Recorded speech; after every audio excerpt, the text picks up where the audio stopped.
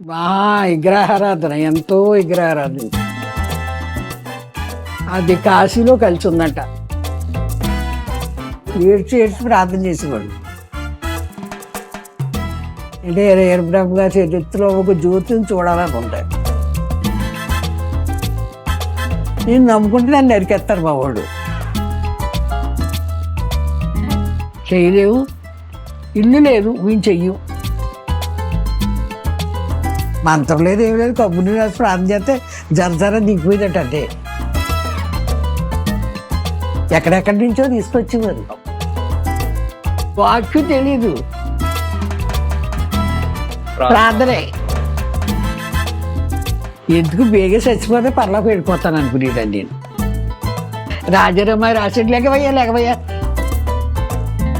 ఇది ఆ రోజు అనేవారు, నీకు తిప్పలు పడ్డావా, నీ కొరకు 21 రోజు ఉపవాసం ఉన్నాను.